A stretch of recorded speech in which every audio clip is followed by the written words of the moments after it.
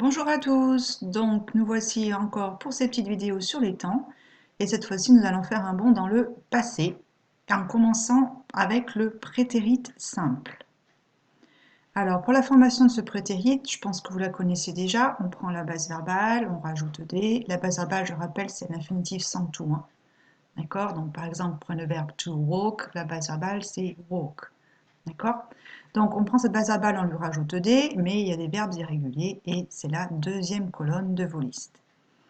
Pour la forme négative, on va utiliser l'auxiliaire do qu'on va mettre au prétérit, c'est-à-dire que ça nous donne did, et puis on va lui rajouter le not et on va le faire suivre de cette base verbale. Attention, hein, be et les mots do étant des auxiliaires, ce sont eux que l'on va utiliser pour faire une négation. I was not with him et pas I didn't be with him. D'accord? I was not with him. Ça c'est pareil pour les mots do. Pour la forme interrogative, on va reprendre l'auxiliaire did, d'accord, le sujet et la base verbale, on fait notre petite inversion, d'accord, par rapport à une phrase classique. Idem, be et les mots do étant des auxiliaires, c'est eux qu'on va mettre à la place du did. Par exemple, could you give me this book? Donc comme d'habitude, un petit tableau qui vous récapitule un peu toutes les conjugaisons à la forme affirmative, négative et interrogative en notant la contraction utilisée did not qui va se contracter en didn't. Pour la prononciation, attention, il va se prononcer de trois manières différentes. La première, c'est le son T. Vous voyez, quand je mets deux petites barres comme ça, je parle du son, hein, je ne parle pas de la lettre. Donc T, quand on va le trouver après les sons suivants, P, que, F, S, Ch, Ch. D'accord, ça fait rire, hein, P, que, F, S, Ch, Ch.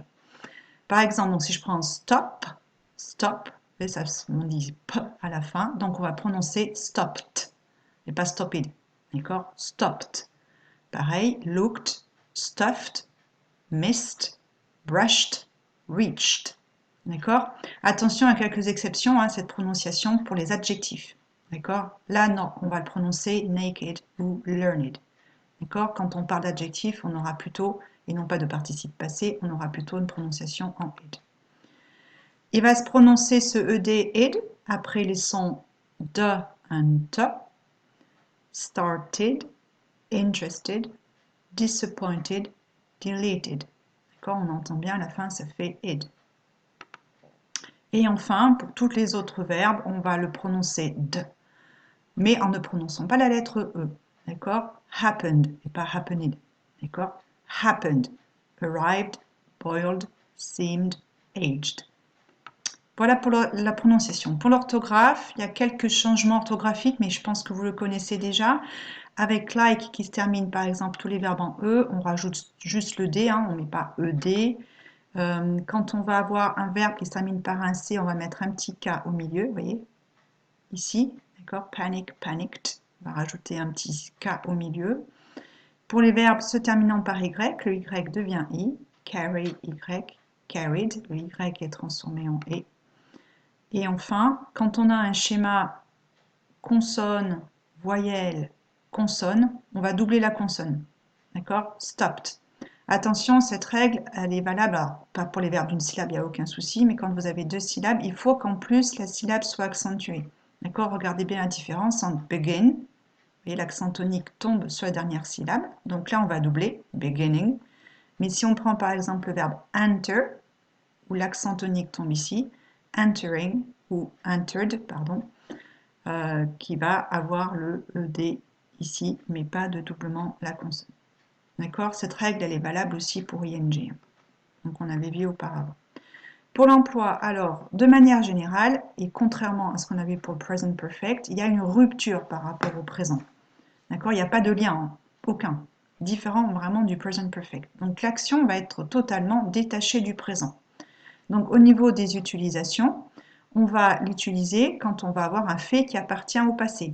We lived in California when I was a child. When I was a child nous permet de dater l'action dans le passé. Hein. Quand j'étais enfant, je ne suis plus, donc du coup, lived. Ça va nous permettre aussi d'être le temps de base du récit au passé. Nous, en français, on va utiliser le passé simple. Une petite phrase d'exemple ici. Et ça va nous permettre aussi d'exprimer une habitude passée. I smoked a lot when I was young. Pour faire cette petite comparaison avec le present perfect, donc le prétérit, rupture entre le passé et le présent, tandis que le present perfect, vous en souvenez, nous permet de faire ce lien entre le passé et le présent.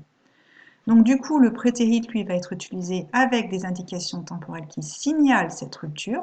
Donc par exemple, yesterday, 3 months ago, during the war, etc.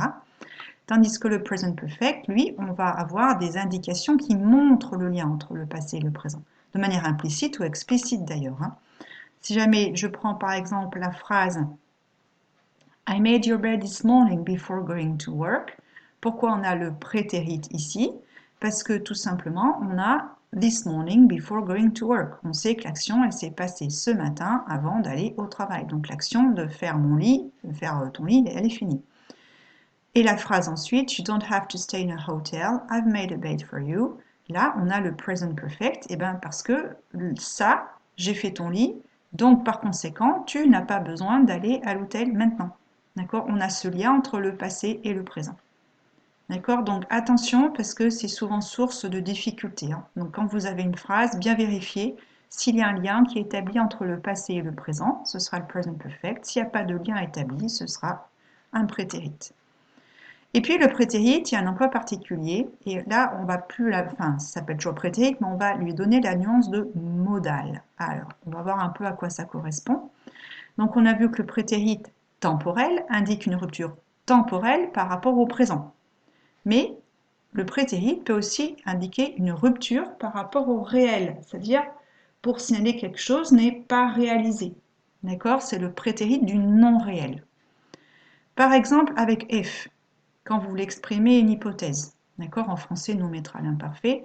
If he knew the truth, s'il savait la vérité, s'il connaissait la vérité. D'accord? Tout dépendra du contexte. On est bien d'accord que quand on dit cette phrase, il ne la connaît pas, la vérité. D'accord? Donc il y a une rupture par rapport au réel. En réalité, il ne la connaît pas. D'où l'utilisation d'un prétérit modal ici. Dans les faits, c'est un prétérit, mais il s'appellera plutôt prétérit modal. On va le retrouver aussi avec wish. Quand vous dites j'aimerais ou je regrette, d'accord, vous n'annoncez pas une réalité. I wish you were here. J'aimerais que tu sois ici, d'accord? C'est-à-dire l'équivalent je regrette que tu ne sois pas là. C'est pour ça qu'attention, il y a deux types de traduction en français de cette phrase. Notez d'ailleurs l'apparition de la négation avec le verbe regretter en français. Pour revenir à notre pourquoi il y a un prétérit modal ici, parce que quand vous dites j'aimerais que tu sois ici, eh ben, tu n'y es pas. Donc c'est pas réel. On a une rupture par rapport au réel. I wish I spoke German. J'aimerais parler allemand. Je regrette de ne pas parler allemand. C'est pareil. Dans les faits, je ne parle pas allemand. D'accord? C'est pour ça qu'on aura un prétérit ici. Et avec les expressions would rather, on retrouve, c'est dans le même ordre dit, je préférerais, d'accord? Quand vous préféreriez quelque chose, c'est que ça n'est pas. She'd rather you send her an email. Il préférerait que tu lui envoies un mail. Dans les faits, pour l'instant, c'est pas fait. Aussi avec l'expression it's time, il est temps que, ou it's high time, il est grand temps que. It's time they paid their debts. Il est temps qu'ils règlent leurs dettes. Pour l'instant, elles ne sont pas réglées. Donc c'est pour ça que nous allons avoir un prétérit modal. Donc ça, c'est des emplois un peu particuliers du prétérit qui ne relèvent pas du temps. On est bien d'accord, ça relève de la notion d'irréel. D'accord? Alors, pour vous entraîner d'abord sur la formation, cette première liste ici d'exercices, là vous aurez, en cliquant sur le lien, vous aurez plusieurs exercices à faire ici sur la formation. Et en cliquant sur ce lien ici, vous aurez plusieurs exercices à faire sur l'emploi. Les liens sont toujours dans la description de vidéo. Voilà, j'espère que ça vous aura aidé. Je vous dis à bientôt. Au revoir.